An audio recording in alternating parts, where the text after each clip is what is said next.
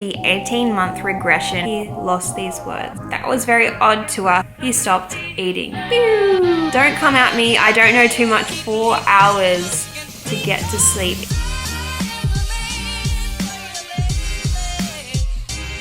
Good morning, puzzlers, and welcome back to our channel. Today's video, we're going to be talking about the 18-month regression with autism. This is something that is very common and I never even knew about. So I wanted to make this video for those of you who may have an 18-month-old or around the 18-month-old age and are second guessing themselves, hesitating on going to a healthcare professional because of the things that they're seeing. This is just our experience with Jacob. Jacob is now 3, so this was a little while ago, but we definitely saw Jacob go through an 18-month regression.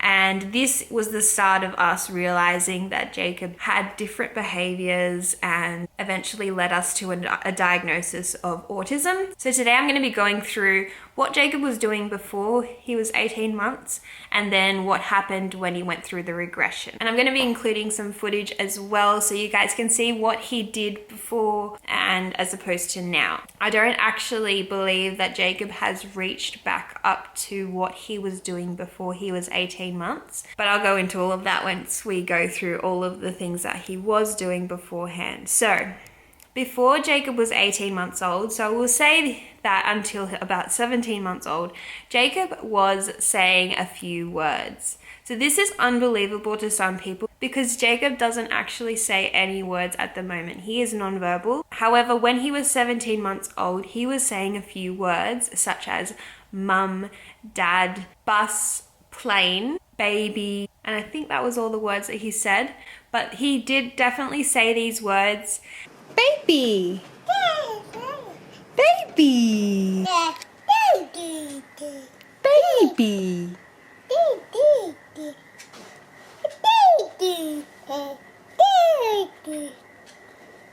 Baby! Once he went through the 18-month regression, he lost these words. He just automatically stopped saying them one day, and that was very odd to us, and that was the start of us wondering what was going on. Before Jacob was 18 months old, he was eating everything. This again is very hard for people to realize because right now Jacob is a very fussy eater. Jacob was a very good eater. From when he was 6 months old, we did baby-led weaning and he would eat everything and anything he could get his hands on, vegetables, fruits, everything, like all of the things that we put in front of him, he would eat. And he'd eat them well and ask for seconds.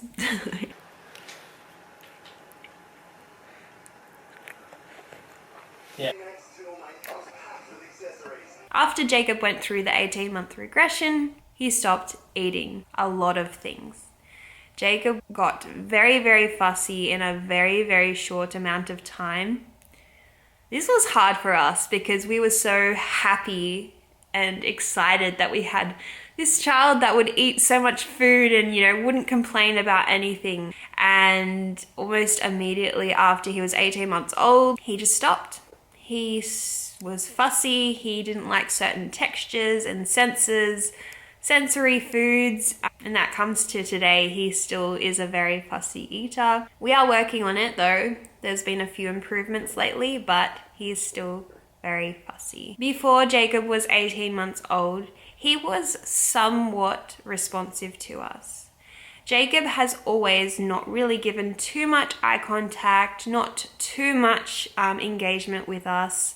However, there was a little bit of engagement before he was 18 months old. So he would respond to us tickling him, he would laugh and he would look at us. This wouldn't happen very often, but Jacob was somewhat responsive to us before he was 18 months old. Where's Jacob? Where is he? I think he's over here. I'm gonna get you! I'm gonna get you! I'm gonna get you! Once he went through the regression, Jacob lost eye contact. He lost all of his engagement with us. He was kind of in his own little world, and he still kind of is today. I missed you! no. You didn't miss me? Hey, look at me.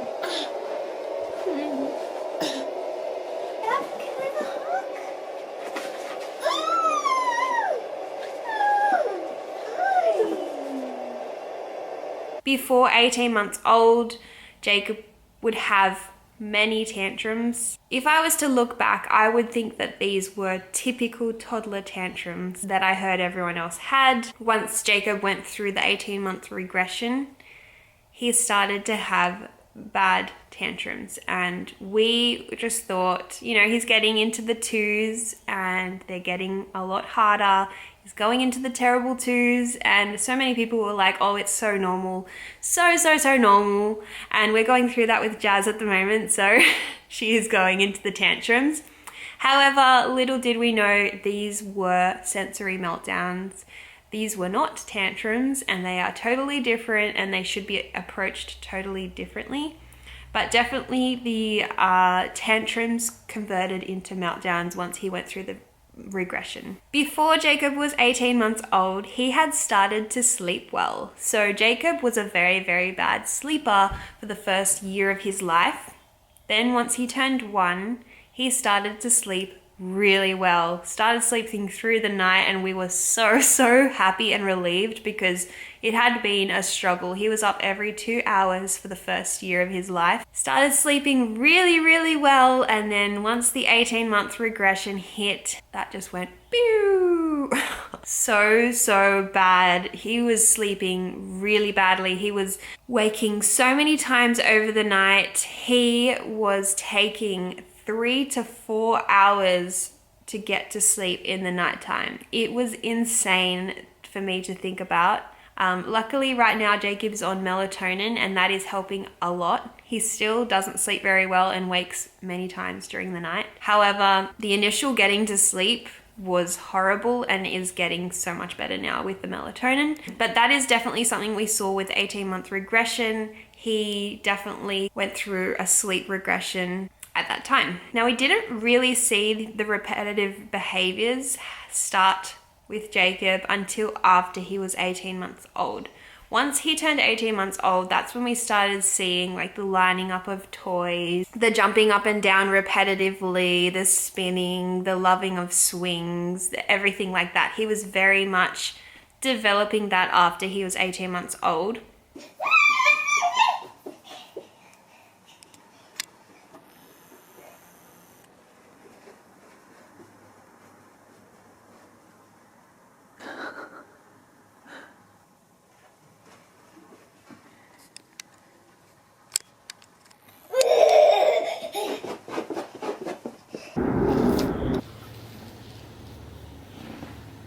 Don't put your foot on it.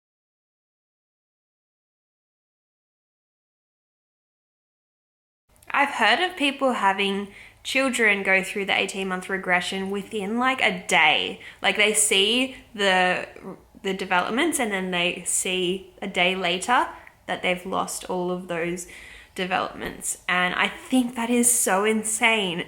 When we were talking to the professionals about it, they were saying that it is very typical for a child that has autism to go through an 18-month regression. It's kind of like a developmental thing. A lot of people are going to blame it on the 18-month vaccinations. I'm not going to go too much into that because that is a very controversial topic, something that I don't have the knowledge to cover. However, I will say that I don't think that Jacob reacted badly to the 18-month regression, to the 18-month vaccinations. I think that they just come at the same time as the 18-month regression, and people put it down to that. Don't come at me. I don't know too much about it, so please don't come at me.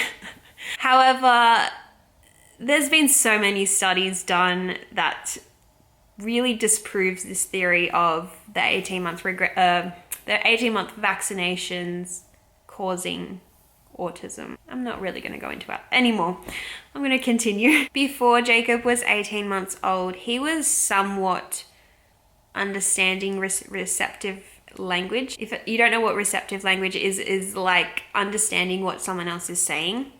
we would often say bath time and he would go to the bath. We would say bedtime and he would go to the bed. After he turned 18 months old and he went through the regression, he definitely lost his receptive language. That is definitely coming back. We definitely are seeing a lot of his receptive language being built up again.